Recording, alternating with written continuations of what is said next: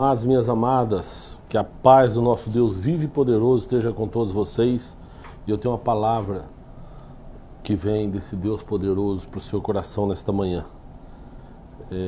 Algo até que eu já falei há algum tempo atrás, mas que Deus incomodou muito meu coração essa noite, para que eu pudesse falar com o seu povo, que é sobre a relação de algumas pessoas que estão no meio da igreja, mas que têm trabalhado contra a vontade ou contra o reino dos céus.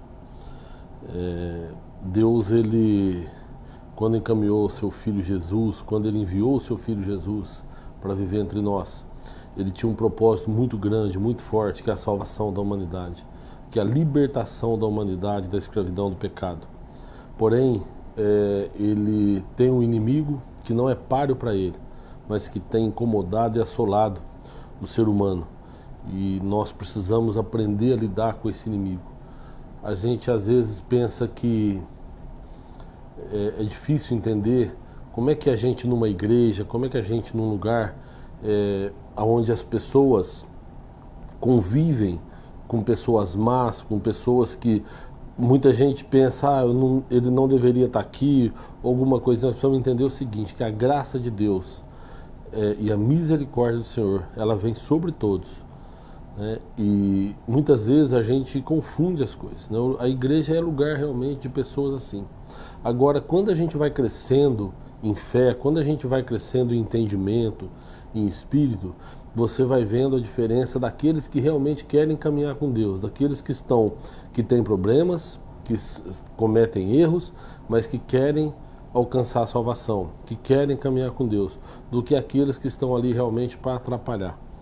Então Jesus contou uma parábola, e eu vou ler essa parábola com vocês, está em Mateus capítulo 13, 24, que fala assim, olha, propôs-lhe outra parábola, dizendo, o reino dos céus é semelhante ao homem que semeia uma boa semente no seu campo. Mas dormindo os homens, veio então seu inimigo, e semeou o joio no meio do trigo, e retirou-se. E quando a erva cresceu e frutificou, apareceu também o joio. E os servos do pai de família, indo ter com ele, disseram-lhe, Senhor, não semeaste tu no campo boa semente? Por que tem então o joio? E ele lhes disse, o inimigo é quem fez isso. E os servos lhe disseram, queres, pois, que vamos arrancá-los? Porém ele lhes disse, não, para que ao colher o joio também não arranqueis também o trigo. Deixai crescer ambos juntos até a ceifa.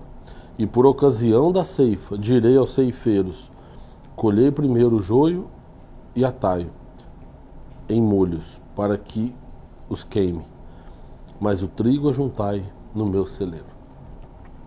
Jesus contou essa parábola na beira do mar, quando ele tinha saído de Nazaré, ele tinha feito algumas reuniões na cidade de Nazaré e saiu e ficou junto ao mar da Galileia. E junto ao mar da Galileia, todo mundo sabe que o mar da Galileia, não sei se todo mundo sabe, mas o mar da Galileia é um mar de água doce. Na verdade é um grande lago de água doce, mas que as pessoas chamam de mar porque ele é muito grande. Mas é um lago. Mas Jesus, ele está falando com as pessoas sobre a semeadura. Ele tinha acabado de contar a parábola do semeador. Você lembra do semeador que saiu a semear e uma parte da semente caiu na beira do caminho, a outra parte caiu no meio das pedras, a outra parte caiu no meio dos espinhos, né? E ele está falando o seguinte, que a semente semeada é uma boa semente, que é a palavra de Deus. Agora, ela vai em vários tipos de pessoas, né? Como assim, como a semente que foi semeada cai em vários tipos de terra ou em vários tipos de chão, a palavra de Deus é assim, ela é semeada para várias pessoas e cada um recebe de uma forma. Então a semente caiu na beira do caminho, logo os pássaros vieram e comeram, né? Ou seja, é aquela pessoa que ouve a palavra de Deus, mas que logo ela se esquece. Depois tem uma outra parte da semente que cai no meio dos pedregais, né? E aí não tem lugar para formar raiz, para crescer. Então são aquelas pessoas também que ouvem e a princípio até se agradam, mas que qualquer coisinha derruba, porque a pessoa não tem força espiritual, né? Ela não tem raízes para se sustentar na fé. Depois tem aquela semente que caiu no meio dos espinheiros e que foi sufocada pelos espinhos, né? São aquelas pessoas que recebem a palavra, entendem, ouvem e até desejam por um tempo cumprir a palavra, mas as coisas do mundo, os prazeres carnais vêm e acaba tirando a pessoa da presença de Deus. E tem a semente que caiu na boa terra, que aí então é aquela pessoa que realmente recebeu e que está disposta a seguir, a ouvir. Logo depois dessa parábola, que eu fiz um resumo breve aqui, vem a parábola do joio e do trigo, que é o que nós lemos aqui hoje. A palavra da parábola do joio e do trigo também fala de uma semeadura. Também fala de um homem que veio e semeou uma boa semente, mas que veio o inimigo e colocou no meio dessa boa semente uma semente de uma planta, né, ou de um fruto parecido com aquele que ele havia semeado. E aí, então ele fala do joio e do trigo. Há um tempo atrás eu falei sobre a diferença, eu vou repetir, por que o joio e trigo, né? O joio, em muitos países, ele é conhecido como falso trigo. Ele é uma erva daninha que ele cresce no meio do trigo. E é interessante porque são muito parecidos. Quando eles começam a crescer, a árvore deles, né, a planta, ela é muito parecida. E se alguém vai tentar tirar o joio, corre o risco de tirar o trigo junto. Então, eles preferem deixar o joio crescer junto com o trigo. Porque na hora da frutificação é que aparece a diferença. Porque então, até enquanto não dá fruto, os dois são muito parecidos, são quase iguais. Para quem está acostumado a lidar com isso na roça, na plantação de trigo, pode ser que olhando até perceba a diferença. Mas para nós que somos leigos, que não entendemos do assunto, se a gente olhar, a gente não percebe a diferença a olho nu. E acontece que eles crescem juntos. E no momento da frutificação é que começa a aparecer a diferença.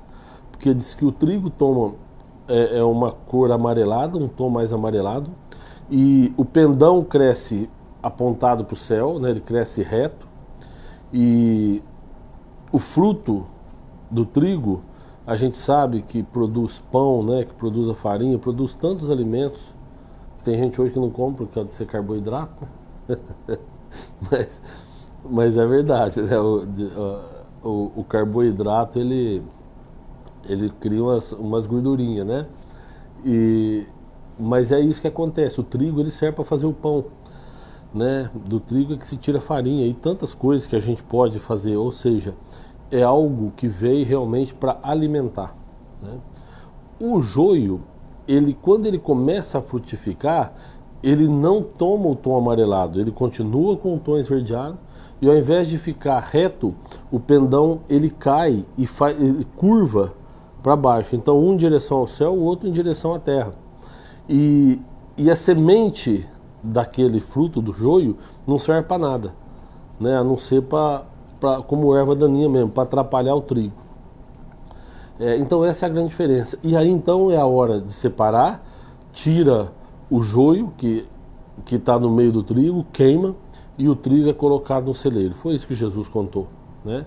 E o que eu queria chamar a atenção de você é que muitas vezes a gente precisa saber se nós somos joio ou se nós somos trigo.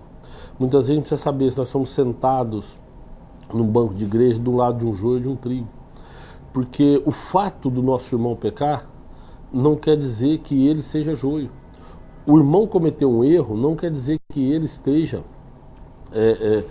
colocado ali como enviado do inimigo. Não. Porque a igreja é como se fosse um pronto-socorro de Deus. É lugar onde as pessoas doentes precisam estar, né? A questão é a intenção no coração de cada um. A questão é o que cada um tem no seu coração. Se está ali realmente para aprender, para se consertar e para entender o que Deus quer em favor do reino, ou se está ali para atrapalhar os outros, para ficar falando mal dos outros, para ficar falando mal de pastor, para ficar enfraquecendo os outros na fé, né, para tentar os outros. Nós precisamos tomar cuidado com isso, né? Qual é o tipo de pessoas, qual é o tipo de pessoa que nós somos, né? Ontem eu postei algo que não foi no Facebook, mas mandei para alguns amigos através do WhatsApp, sobre a condenação prévia, né? Sobre o julgamento que a gente faz das pessoas. Porque muitas vezes acontece isso, a gente julga uma pessoa e não julga a nós mesmos, né? Às vezes nós temos erros maiores do que o do nosso colega, mas a gente quer julgar o erro do nosso colega. Quando Jesus fala assim, né, você vê um cisco no olho do seu irmão, mas não vê uma trave que tem no seu olho. E muitas vezes acontece isso realmente conosco. A gente vê um pecado, um erro tão pequeno de uma pessoa que está junto de nós, mas não consegue ver grandes erros que nós cometemos. E a igreja do Senhor é isso, ela está cheia de gente com boas intenções e cheia de gente com más intenções, né? E muitas vezes as pessoas podem falar, por que Deus já não fulmina essas pessoas que estão no meio? Porque pode ser que, tirando essas pessoas, Ele vai tirar também o trigo no meio junto com elas, né? Pode ser que muita gente, ao ver que aquela pessoa foi tirada, saia junto. Então, o que Jesus ensinou aqui, deixa os dois crescerem juntos, deixa todo mundo na igreja. A hora que começar a frutificar, a hora que você começar a ver o fruto do coração daquela pessoa, ver o que a pessoa tem gerado para o reino, ver o comportamento dela, né, ver tudo aquilo que realmente ela pode oferecer de bom para o reino, é aí que começa a ver a diferença. Se a pessoa é uma pessoa benigna, se é uma pessoa amorosa, se é uma pessoa que julga, que pratica o bem, pessoas que preocupam com o seu semelhante, né, pessoas que têm uma alta temperança, né, um autocontrole, né, enfim, isso é a grande diferença daquele que está na fé e aquele que está ali só para atrapalhar a igreja, né?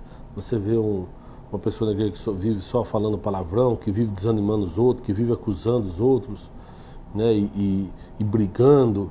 Então, essa é a grande diferença do joio e do trigo. Essa é a grande diferença da pessoa que quer estar na fé e a pessoa que quer estar ali para atrapalhar o reino de Deus, né? E muitas vezes a gente chega a desanimar, porque a gente vê uma pessoa dessa que a gente, às vezes até com certo preconceito, a gente acha que não deveria estar ali, né? Porque o preconceito é isso, é quando você gera em si um conceito de uma outra pessoa sem conhecê-la, né?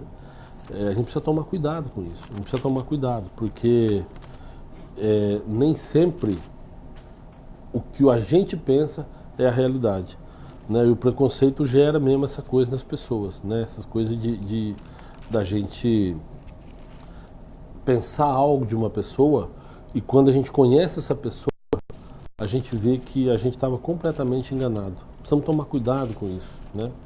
Eu quero ler com vocês aqui um salmo que às vezes você está desanimado, vendo que tem pessoas que praticam o mal, pessoas que fazem o mal se dando bem.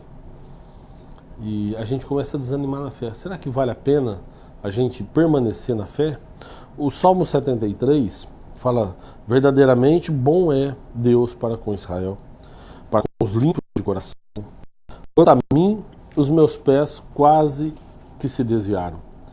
Pouco faltou para que eu escorregasse, pois eu tinha inveja dos soberbos, ao ver a prosperidade dos ímpios. Porque não há aperto na sua morte, mas firme está a sua força.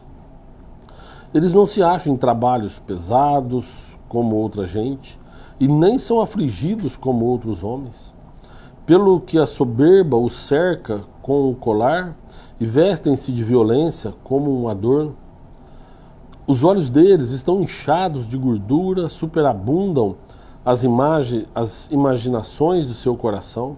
Eles são corrompidos facilmente, tratam maliciosamente de opressão, falam arrogantemente. Eles abrem a boca contra os céus e a sua língua percorre a terra. Pelo que o seu povo volta aqui e águas de copo cheio se lhes espremem. E dizem,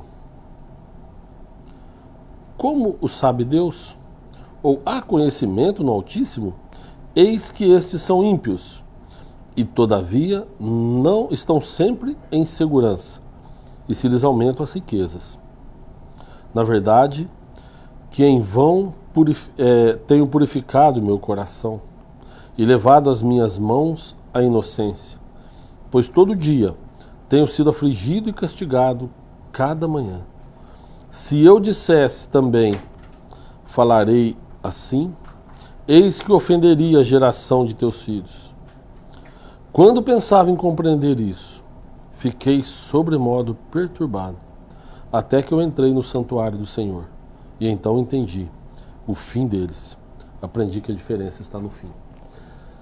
Salmo 73, ele fala de uma pessoa que procura ser justo, salmo escrito por Asaf, e ele fala da revolta que ele tem quando ele vê os ímpios, quando ele vê homens de coração duro se dando bem.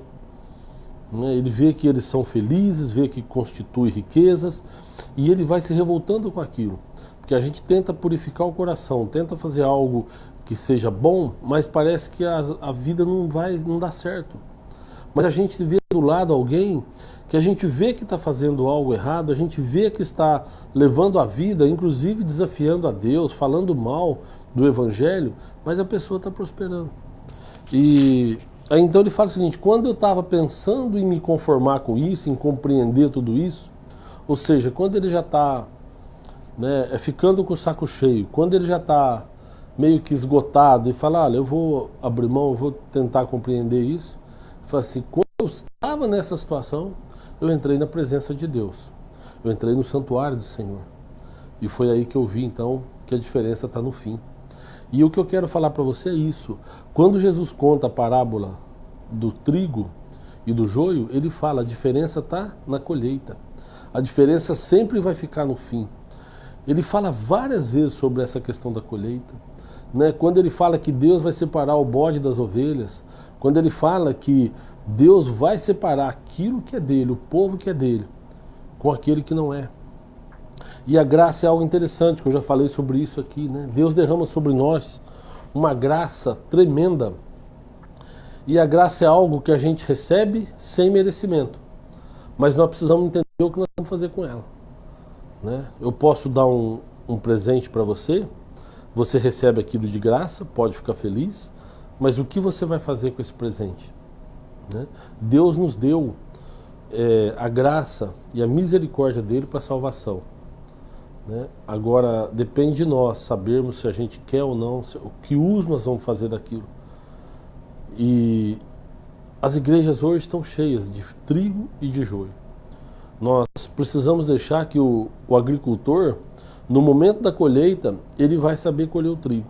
Então, ao invés de você ficar preocupado com o seu irmão, e ficar preocupado nas coisas que ele faz, nos erros que ele comete, e preocupar em acusá-lo, em justificar os seus erros de outra forma, mas sempre apontando e acusando os erros do seu irmão, você precisa pensar em você. Você é joio ou você é trigo?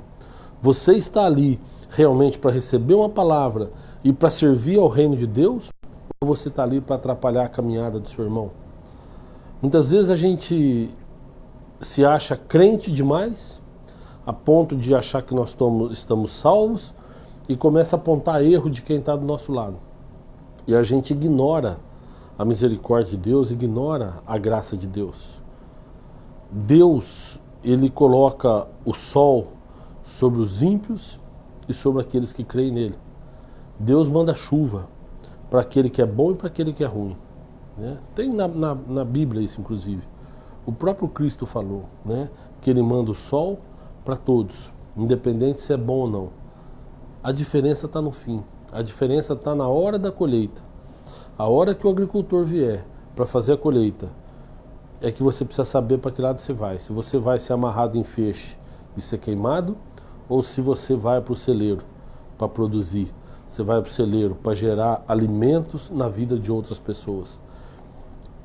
Eu quero te convidar a fazer essa autorreflexão.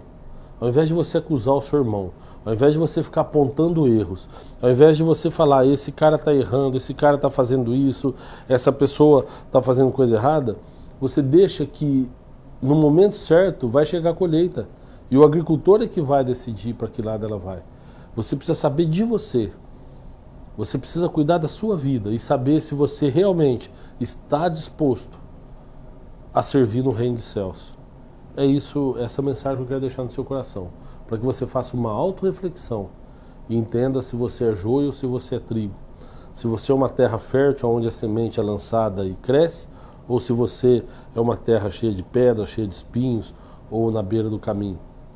É saber se você teve esse encontro com Deus, se você já entrou no santuário do Senhor, para entender isso, que a diferença está no fim.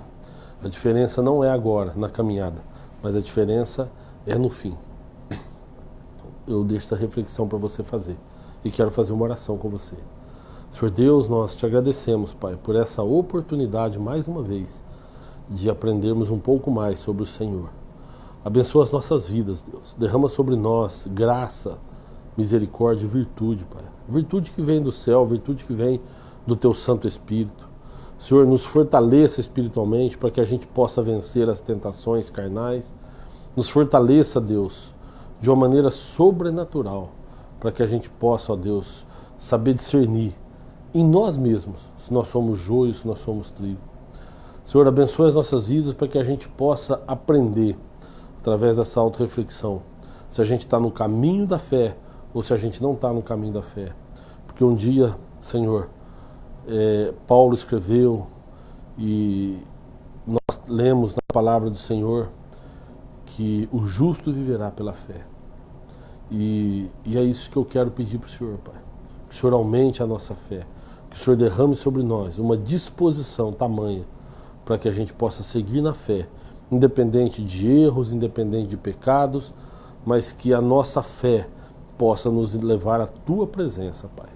Senhor, eu apresento ao Senhor a vida de todas essas pessoas que estão nos assistindo através desse vídeo, que elas possam ser empoderadas pelo Teu Santo Espírito e que elas possam ter a fé delas inabalada, Pai. É o que nós te pedimos e já te agradecemos. Em nome de Jesus. Amém. Meus amados, obrigado, viu? Eu quero mandar um abraço para o pessoal que está nos acompanhando ao vivo. Pedir para você, se você puder, fazer aquele negocinho que eu esqueci o nome, mandar para os outros, compartilhar. Hoje foi interessante que eu falei, eu mesmo percebi que eu falei um monte de vezes, muitas vezes, né? Muitas vezes você. Mas se você puder, muitas vezes, compartilhar, é legal, porque aí outras pessoas vão receber e o compartilhamento nos permite, né, que esta mensagem possa chegar na vida de pessoas que possam estar precisando. Tá? Quando você compartilha, a gente não ganha nada financeiramente, aqui não tem relação financeira, mas você pode ajudar alguém que talvez precise ouvir uma mensagem como essa que nós falamos hoje, tá bom? Agradecer o pessoal, são mais de 600 pessoas alcançadas. Olha, eu vou falar alguns nomes aí: a Regina, a Luciene, o Flávio Lamas, o Alex, o Sabonete, Sabonete mesmo, né? A Gislene Cardoso, a Vera Lúcia, a Lara Sofia, o Ed Santana lá de Salvador. Um abraço, viu, Ed? Que Deus te abençoe poderosamente, está sempre com a gente, um parceirão. A Dona Sandra, a Netinha Correia, o Belo Everson, a Valdenice, a Deise Xavier, a Mari Coutinho, Terezinha Galhardo, Juliana Barbosa, J. Silva. Bom dia, pai. Será que é o vereador J. Silva? Deve ser, né? Radialista famoso em Campinas. Que Deus te abençoe, viu, Jota? Luiz Felipe Galassi. O Lipe. Deus abençoe, viu, Lipe? A Rose Alves. Que Deus abençoe a todos vocês. Que Deus possa estar na tua vida, na tua casa. Te abençoe de uma maneira sobrenatural e até terça que vem, se Deus quiser. Deus abençoe.